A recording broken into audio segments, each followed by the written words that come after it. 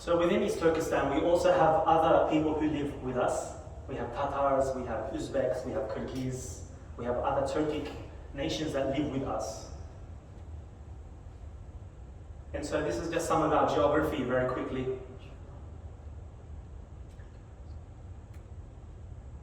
And I'm showing you this because if you've heard about the Uyghurs, we are made to be this sort of barbarous, uneducated people, but we have a very strong culture, whether it be food, whether it be clothing, whether it be in education, in university, our scholars, very rich. And I urge you to go to, just Google, I think we have a very popular still, I think in Burwood, a very popular Uyghur restaurant. So I urge you to try out the food. Mix of Asian, Middle Eastern, I'm sure you'll enjoy it, inshallah. So this is just a quick summary of what's going on, and I'm going to go down in detail. Unfortunately for time, I can't go into too much. That's why I urge everyone to take notes. So off the bat, we have political re-education camps. There seem to be around, based on the research, 4 different types of camps.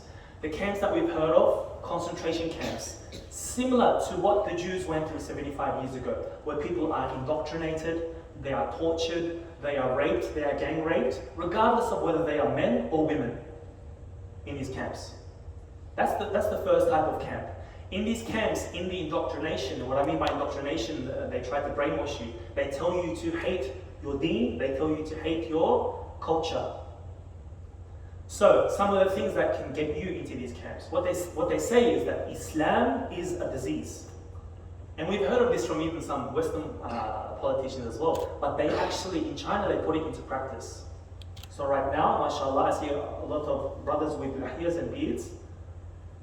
You are considered a terrorist, you go to the camp. If you have a hijab, you go to the camp. If you say, what did I say at the beginning? Assalamu alaikum. You don't have to reply to that. You go to a camp. If you go, brother, don't do that, that's haram. Making that statement, brother, calling to the good, this is, you are considered an extremist.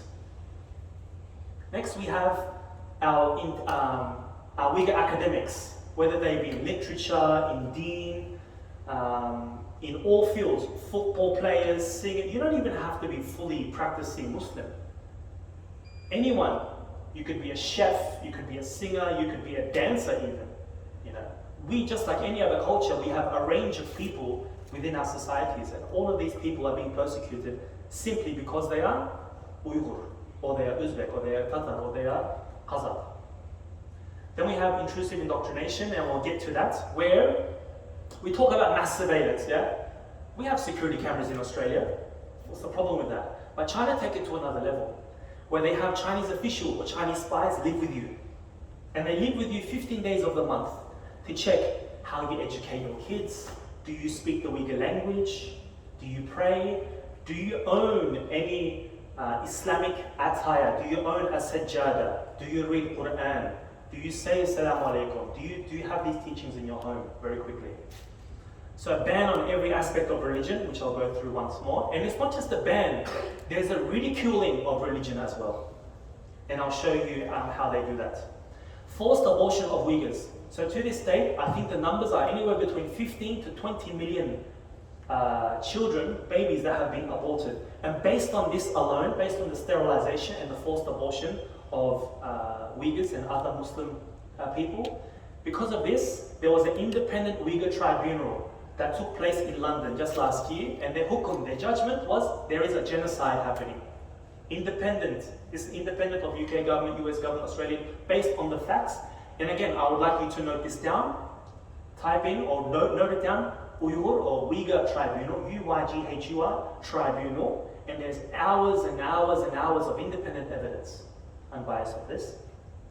Organ harvesting. Another note I would like you to take down, halal organ harvesting. What this means is that there is DNA connect just before the Uyghurs are taken into the camps. Their DNA, their blood, their urine, their retina, everything is taken and put into a database. And when the time comes, why do they use the word halal organ harvesting? Unfortunately, some of the rich in the Middle East opt for organs from Muslims. And they will go to China, pay, there is a list of what organs cost what. I think it's 150 pounds for a heart, or 100,000 pounds for lungs, so on and so forth. Forced marriages. So right now, China have full control of our land, and our women are seen or as taken as ghanima, as a bounty. So they are forced off to the hard-working, in their eyes, hard-working soldiers and officials in China. So this is their treasure. And what's it for? It's to assimilate the Uyghurs. To assimilate the Uyghurs into broader Chinese society. And you might think, Brother Arslan, there's assimilation policy in Australia.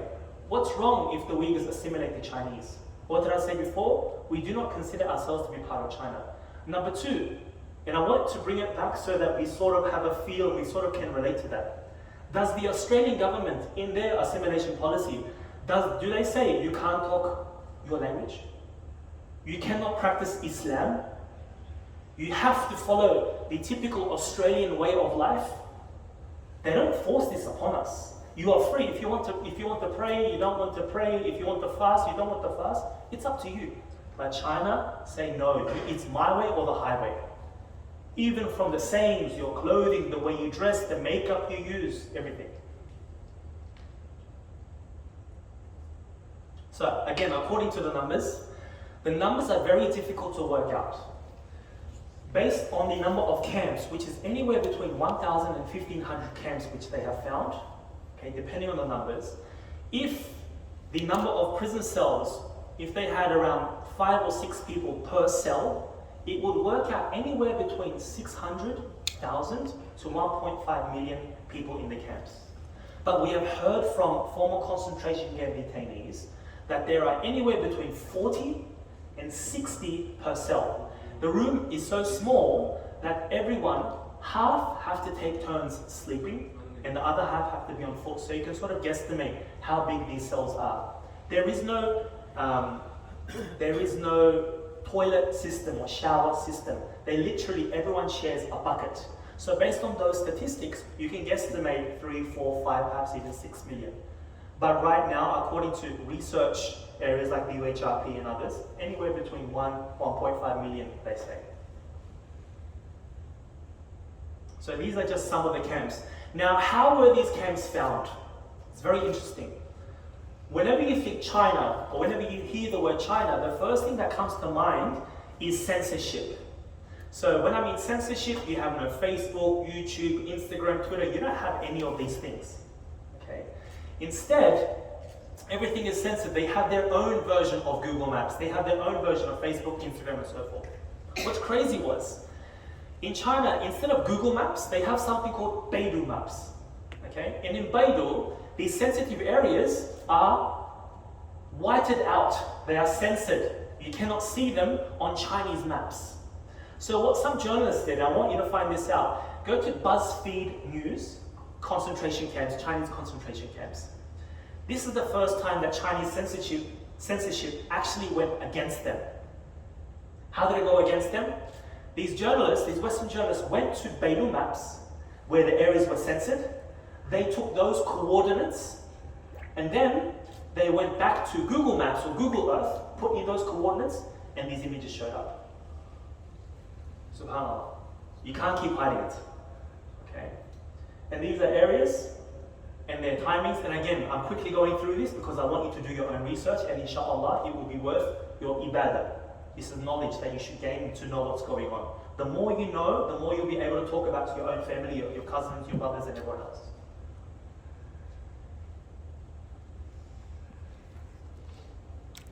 So these are just some of the areas. You can find this all over social media, so I'm just quickly going through this. A lot of these areas, some are in the very countryside, very, very far away. Some are actually even just in the cities. Former schools, former prisons, places that have been adapted to suit or to put people into prison.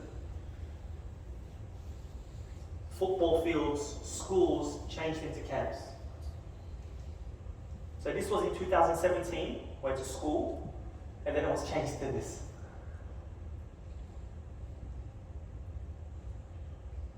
So here, where it says, I have fully understood my mistakes, meaning you practicing your faith, or you being a Uyghur, is considered a sin, and you are told that you are ill, you are sick, and you need to go and get re-educated. At first, China actually denied all of this. They said these camps don't exist. Then they said we are training these people. It's the exact same propaganda that Hitler was using in his day. De-extremification. De-extremification. So you are extreme if you pray. You are extreme if you fast. You are extreme in all these types. So let's look at some of the reasons how you can end up in a camp. Owning a tent, owning welding equipment, owning extra food, owning a compass, owning multiple knives. Why do you think owning a tent would probably take you or have you go into a concentration camp? What do you think the reason may be? Or owning knives, or owning welding equipment, or owning extra food. They think these people, these Uyghurs, are going to go out somewhere, prepare to do some jihad, have extra food, owning welding equipment, and carry out an attack of some sort. Now, when I say owning knives, each knife, there is a QR code, your ID is put onto your knife. Or butcher, or you could literally be owning, you could have like a restaurant. All your knives and everything that you have has to be chained up, and it's all ID. Just like, we don't have guns in Australia, but just like they do in America, it has to be matched up to your ID. Abstaining from alcohol. So if a Chinese official or anyone, it could be just a friend, a Chinese friend, a Chinese relative, I'll get into what a Chinese relative is. If they offer you alcohol and you say no, your excuse better not be I'm a Muslim. You better say I'm sick or something else, otherwise you're in trouble. You can't say my deen prevents me from having alcohol.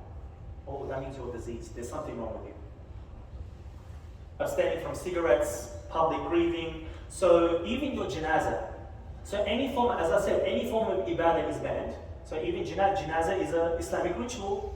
Having a funeral, so that's also banned. Inviting more than 5 people to your house, or if they're unregistered. So in China, in general, there's something called a hukou, which is like a domestic passport. So if you want to say travel, say if we're in Liverpool, if you want to go like Newcastle, you need someone in Newcastle to be your kafil, to be a guarantor. So if anything does happen in Newcastle, if I go there and I have to be registered to someone there. And this happens right now in a lot of Arab countries as well, but when you go to the country, not necessarily if you go from town to town. Wearing a headscarf, praying, fasting, telling others, so calling to the good, eating breakfast before sun comes up, so fasting, suhoor, not allowing officials to sleep in your bed, so I'm going to get to that in a moment, what that means. Not allowing officials to take your ID, your DNA, not making sound recordings to give to officials, speaking your mother tongue. If you have relatives or you're speaking to people overseas, if you have any of the apps, if you have a VPN, all of these, especially having a VPN, in East Turkestan, it is considered second-degree terrorism if you have a VPN. Having too many children. So, you may have heard of the one-child policy China has. They've recently got 3-child policy. But for Uyghurs and others, we were allowed to have 2 children. Your third one is aborted. If you are able to give birth to that third child or fourth child, you are made to pay the equivalent of $10,000, $20,000. Very hefty fines. And now, for having more children, you are also sent to the camps. What are you trying to do? You're trying to uprise the Uyghur population. Wearing forbidden Arabic. So right now, all Arabic scripts, you cannot find Arabic, because we used to have Arabic script on our mosques, on tombstones, they've all been etched out. Things like the word halal we used to have, all of these things have been censored.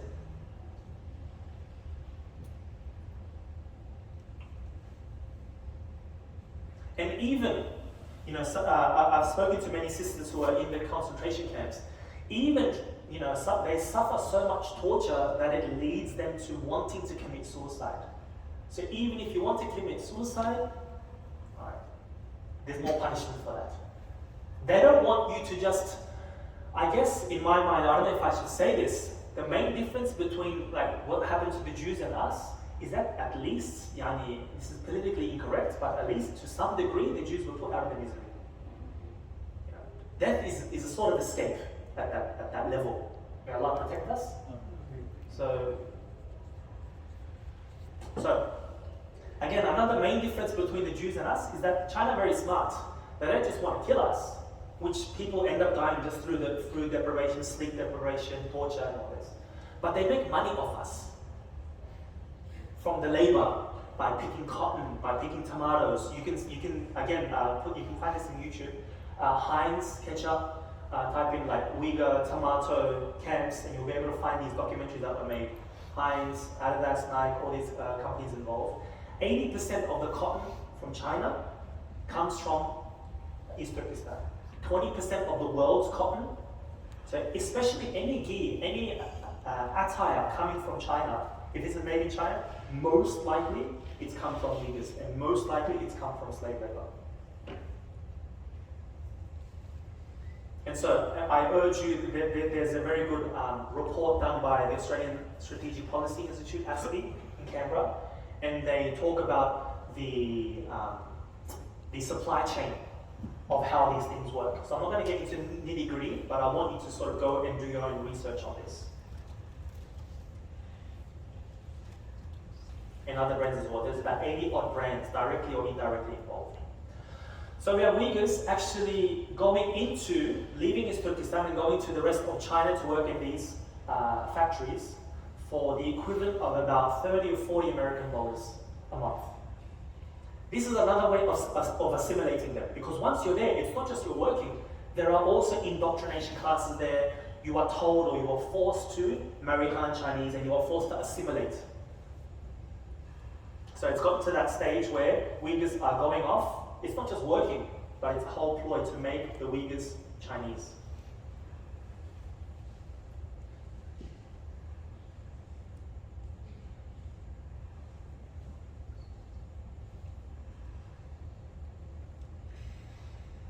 So now there are actually ads.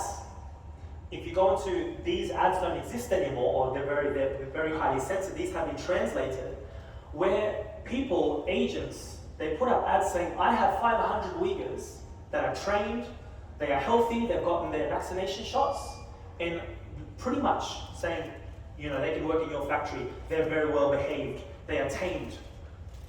And they're literally selling Uyghurs like mud, like things, like cattle, like sheep. And this is from their resources. So you can see things like, has organised around 1,000 trainees from Xinjiang who have already passed political and medical examinations, around 16 to 18 years old. Government appointed cadres. So they've gone through all the health checks and balances.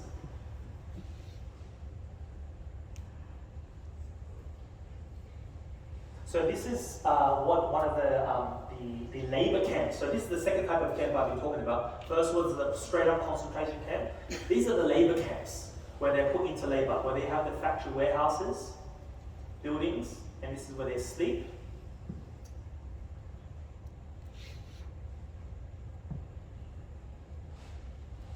So what once used to be very public and bustling and crowded squares are empty.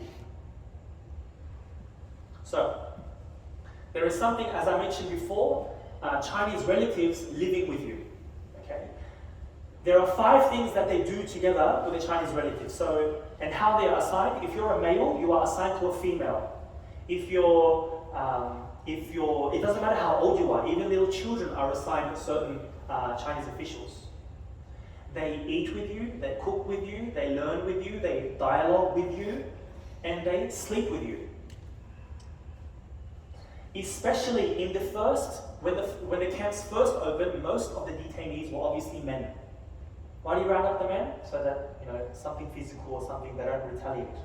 And so they moved in all these males. And we had heard of many stories where the women, the wives, children, little girls, 12, 13, 14, fell pregnant, they were raped. A lot of them committed suicide. Wallahi, you don't hear about this anywhere else. They live with you. So it's not just surveillance of cameras. They see, imagine, that's why I say bring it back to us. Imagine Australia said, yeah, Muslims, you have to assimilate, and you have to have like Australian officials come and live with you. And they write down everything you do. They record everything you say. And so as an adult, you can sort of get away with telling lies. Oh, I don't pray, I don't fast. But what they do is they start interviewing the children, and they ask, does your father pray? Does he speak the Uyghur language to you? And obviously the child doesn't know much, but they just tell the truth. And through their children, people have ended up in the camps. And what happened was, because of these, there were millions and millions of children left unattended, they had to find a way to take care of these children as well. And they have children camps. And they educate the next generation of Uyghurs in these camps to follow the Chinese communist religion. So checkpoints everywhere. I think it was about 100, 150 meters, there are checkpoints. QR codes. The QR codes are so frequent, or they've taken it to a level where they measure everything. Which door you leave, which door you exit from, how much electricity you use from this month to last month, what time you're using electricity. Are you waking up 3 o'clock in the morning to use electricity and water? Why do you think they want to check what time you're using your electricity and water? To see if you're fasting, to see if you're having meetings. But I guess you could sort of have meetings in the dark, but it's very difficult to do with all this surveillance. So this is how they gather their information. There's a form, whether you're a passport holder, whether you pray, so they gather all this information. And these are their sources. This is not something that I've mocked up. That's their stuff. And again, for time, I'm just going very quickly. Sheikh, how much time do you allow after Isha? Is the Sheikh? Is our time limit 9 o'clock or? Yeah, 9:03. 9:03, sure. I'll try and be. Again, there's so much to go through. Especially if you're a foreigner and you want to visit China in general, you have to download certain apps so they can track you as well, so that you don't cause any trouble in the region. Again, I'm just skipping through this because I want to leave some time for questions, inshallah.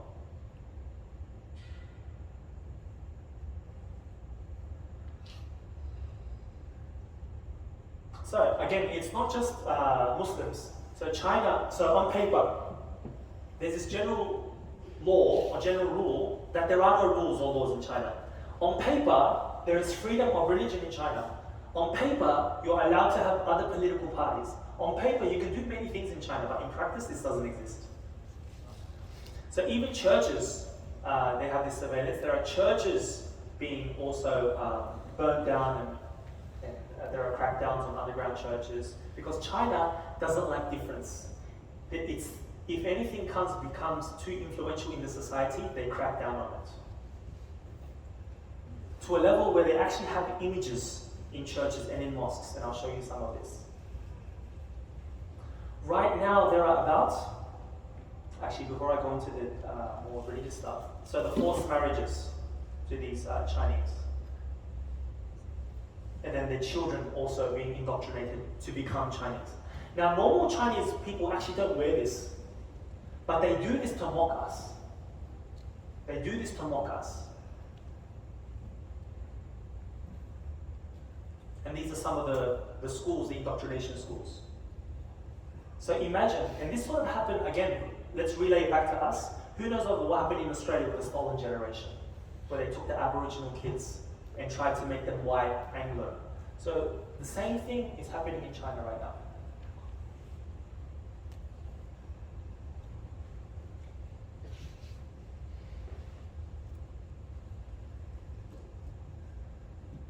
So, as I mentioned before, I don't want to keep that up for too long, but many children before the opening of the camps actually died because they didn't know what to do with the children at the beginning. So I don't want to keep that up for too long because it's very disheartening. So we have, again, just take this down, take a picture of it. I want you to go through this report which talks about sterilizations, abortions, and the research is based on China's own statistics. statistics that you could find online. You can't find them anymore, but they were online for everybody to see. And a report was done talking about the lowering birth rate. Again, there is so much organ harvesting happening that this is an image from Kashgar Airport. This arrow is an express transfer lane, especially for organs. Now, in Western society, in Australian society, we are told to give, even I'm an organ donor, right? Because we are taught about this, and we are aware of this. But in places like China, and especially for populations like the Uyghurs, they're not very aware of these things. But in Sydney, have you ever seen, or Sydney Airport or Melbourne Airport, have you seen express lanes where they specifically transfer organs? And this place in Kashgar is like right next to Afghanistan. It's not like a populous city compared to the rest of China. How many organs are coming out of the region that they have to have in these express lanes?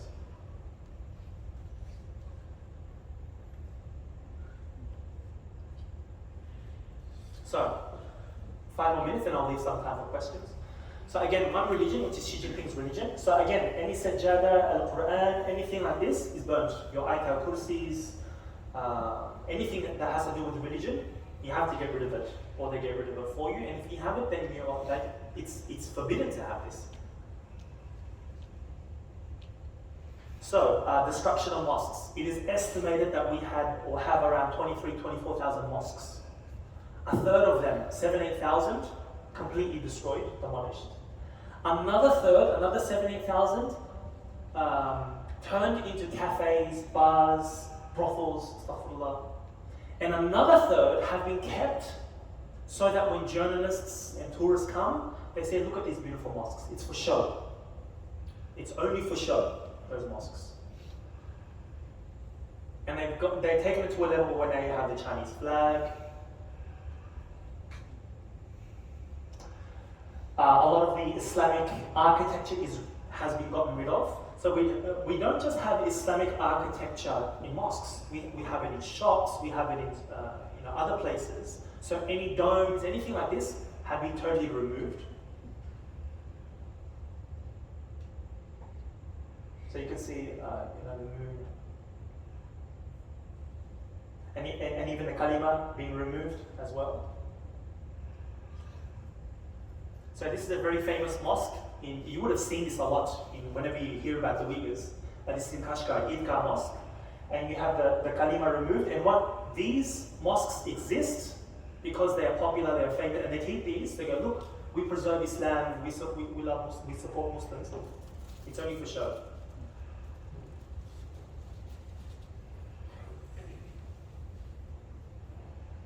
And even we have pictures in the mosque. So you've got Xi Jinping meeting with some Uyghurs. You have images in the mosque.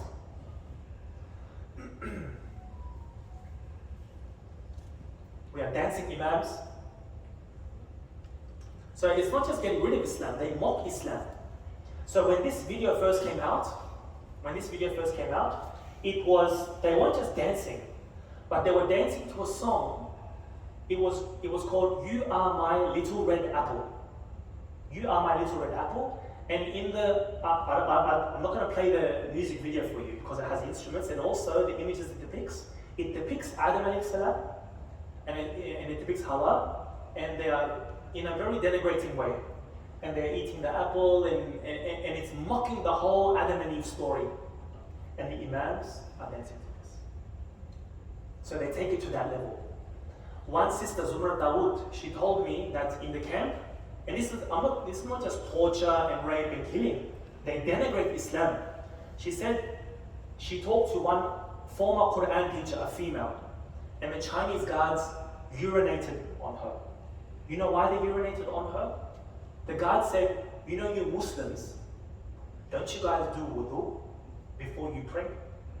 Do wudu with this. So they take it to that level. And we don't know about this, bro. The adhan. Now this isn't widespread, but in some townships they went and changed the meaning of adhan. So we were lucky enough to get this before they took it off, and there's a translation there. We are the children of the fatherland, and it repeats, and this is in some townships. But we know that when it starts small, it will slowly start to spread. Do you want me to read that adhan out for you? Or can you read it? So it says, we are the children of the fatherland. Our homeland is great, our homeland is great. It is time for prayer. Come and make your vows. Pray for unity, stability, for the development and prosperity of your homeland. Very close translation, huh?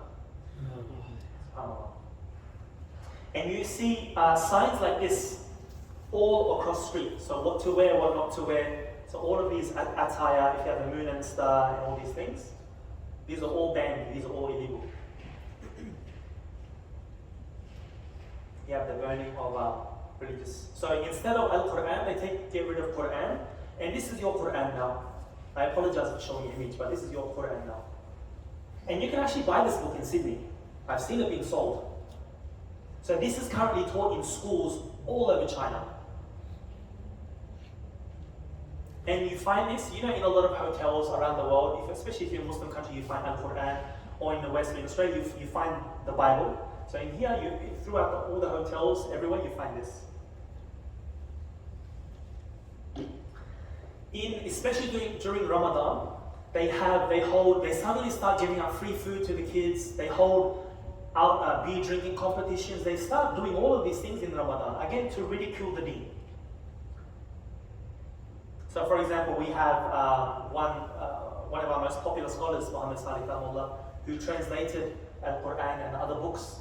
He died in the camps and various other. I chose this person today because we are in an Islamic setting,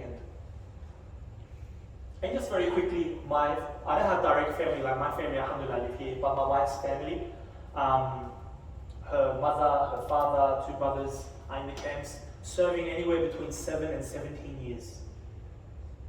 And these were, again, people just going about their daily life. Look at them, you think they're going to carry out a terrorist plot? SubhanAllah.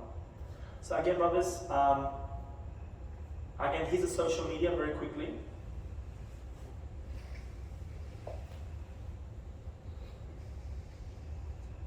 We do urge you to go to HRP and donate $1 if you can. And just to help out, talk to your local Uyghur communities, help them out. We have brother back there here, we have some Uyghurs here, talk to them how you can help them out. Assalamu alaikum wa rahmatullahi wa barakatuh.